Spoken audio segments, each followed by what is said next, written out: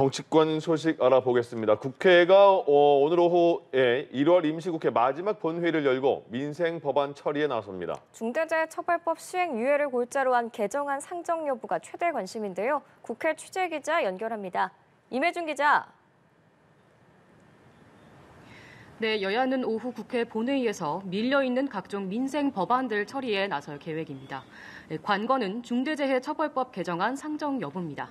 본래 법안은 50인 미만 사업장에서 근로자가 사망하거나 중상을 입으면 사고 예방 의무를 다하지 않은 사업주를 형사처벌하도록 한 것이 골자인데요. 상대적으로 인프라 구축 등에서 속도가 더딜 수밖에 없는 소규모 사업장들은 법 적용 유예를 요청해 왔는데 여야 간 협상이 불발되며 지난달 27일부터 현장에 적용됐습니다.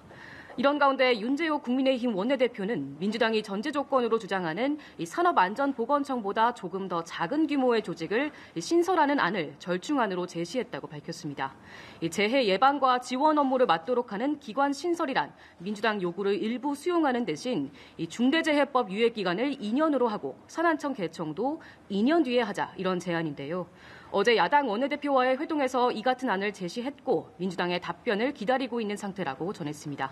민주당 홍익표 원내대표는 기자들의 관련 질문에 지금은 드릴 수 있는 말이 없다고 우선 말을 아꼈습니다.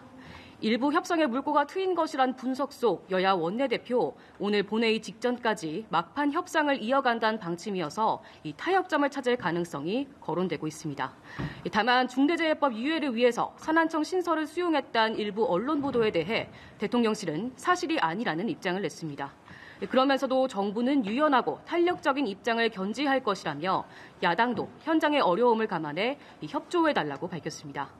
이 밖에 윤석열 대통령의 거부권 행사로 다시 국회로 넘어온 이른바 쌍특검법과 이태원 참사 특별법의 재표결의 경우 야당 반대로 오늘 회의에서 다뤄지진 않을 것이란 관측입니다.